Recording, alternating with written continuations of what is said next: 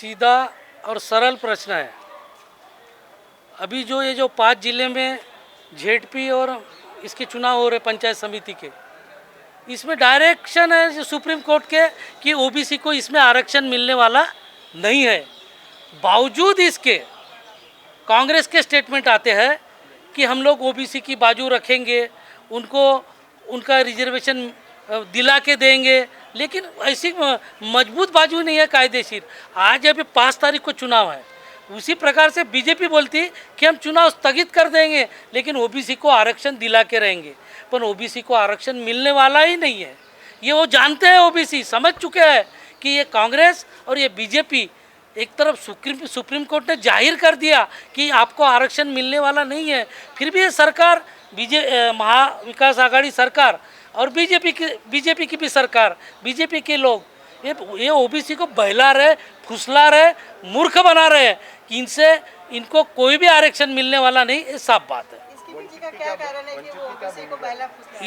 इसके पीछे का कारण यह है कि यहाँ का आज इस देश में अगर जाति जनगणना अगर ओबीसी की हो जाती है तो 65% के करीब ओबीसी हो जाते हैं। अगर जातीय जनगणना हुई तो उतने प्रमाण में ओबीसी को ये देश में आरक्षण देना पड़ेगा। और ब्राह्मणवाद, मनुवाद विचारधारा की जो शक्तियाँ है, या सेठ जी भट्ट जी भांडवलदारों की जो राजकारण है, वो ओबीसी को कभी आगे आने नहीं देना चाहते। इसके लिए ये जनगणना नहीं होना देना चाहते कि ओबीसी कभी भी इस देश में ओबीसी सत्ता में ना आए। ये षड्यंत्र है। वंचित की यही भूमिका है। जिस टाइम वंचित की भूमिका जो बाबा साहब आम्बेडकर की भूमिका थी, बाबा साहब आम्बेडकर ने संविधान के माध्यम से उनको 27% आरक्षण दे चुका था, लेकिन 40 साल तक कांग्रेस ने उसको रोक के रखा। उसके बाद बीजेपी की सरकार आई तो भी ओबीसी को कोई न्याय नहीं मिल सका। उनकी जनगणना 1931 से आज तक नहीं हुई है। ये ओबीसी के ऊपर अन्याय है, अत्याचार है। इसके लिए ओबीसी के साथ वंचित बहुजन आघाड़ी और प्रकाश आम्बेडकर साहब कभी भी खड़े हो जाएंगे, होने नहीं देंगे। देखो ना, अभी ये कोर्ट से बड़े हो गए क्या? मुझे अगर आप एक सवाल का जवाब दो, बीजेपी जो बोल रही है वो सुप्रीम कोर्ट से बड़ी होंगी, तो ऐसा हो सकता है फिर तो वो लोकशाही खत्म हो गई उस दिन, समझ जाओ। उस दिन तानाशाही शुरू हो जाएंगे। जिस दिन ये ज़बरदस्ती इलेक्शन को रुकवाने की बात करेंगे या रोकेंगे, उस दिन भारत में लोकशाही खत्म हो जाएंगे। आज जिस तरह से ओबीसी के आरक्षण को लेकर पूरे देश में एक हलचल मची हुई है, और हमारे महाराष्ट्र की महाविकास आघाड़ी और भाजपा जिस तरह से ये फुटबॉल का खेल खेल रही है ओबीसी के साथ, ये एक दर्दनाक और शर्मनाक चीज़ है। साथियों, अभी 2 दिन पहले महाविकास आघाड़ी ने कहा कि हम ओबीसी का आरक्षण जाने नहीं देंगे, हम ओबीसी को 50% के आरक्षण की मर्यादा में रहकर एक अधिसूचना निकालना चाहते हैं। कितनी बकवास बात है कि जिस राजनीतिक आरक्षण को, ओबीसी के राजनीतिक आरक्षण को पार्लियामेंट की अनुमति नहीं है और जिस तरह का कोई लीगैलिटी नहीं है, उसकी लीगैलिटी क्रिएट करने के बजाय और जो डाटा के ऊपर में हम आरक्षण देते हैं वो डाटा क्रिएट ना करते हुए आरक्षण का खेल खेलते रहना। अगर उन्होंने आरक्षण दिया, फिर कोई पिटीशन होगा, फिर वो सुप्रीम कोर्ट में जाएंगे, हाई कोर्ट में जाएंगे, फिर कैंसिल होगा।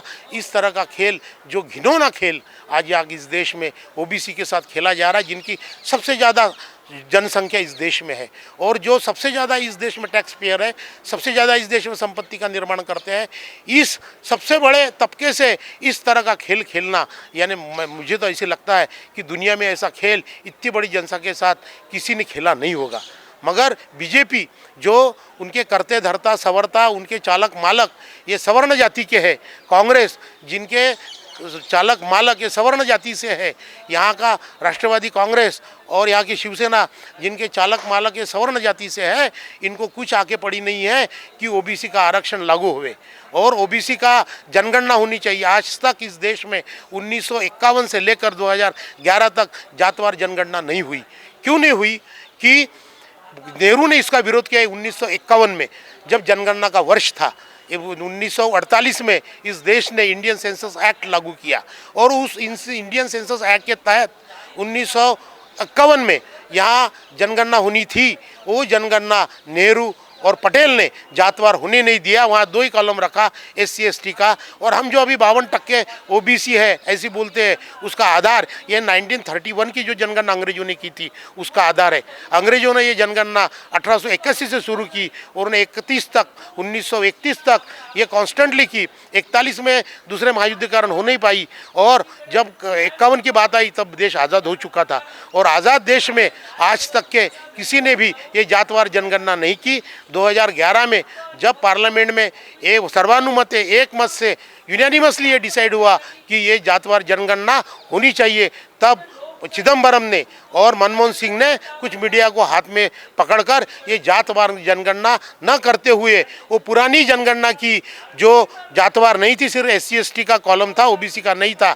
मगर जब यहाँ चिल्लाना चालू हुआ OBC के नेताओं का तो उन्होंने क्या किया, उन्होंने जो बिलो पॉवर्टी लाइन है उनके लोगों की एक सेंसस बनाने की कोशिश चालू की और उसमें जात का कॉलम डाल दिया।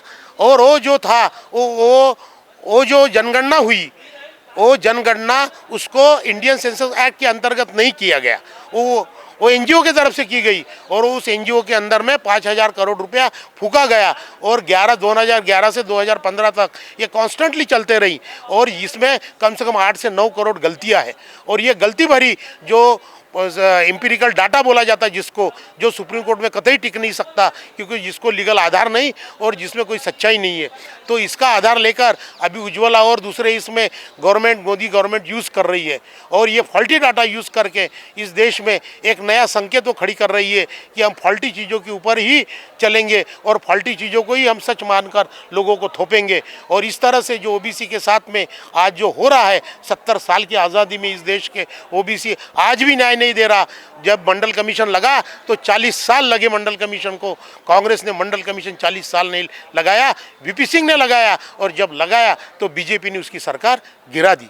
तो ये सब लोग, ये मनुवादी लोग आज पूरे के पूरे OBC के खिलाफ में खड़े हैं। हमारा OBC से ये गुजारिश है कि आपका दुश्मन कौन है, दोस्त कौन है, ये जानिए।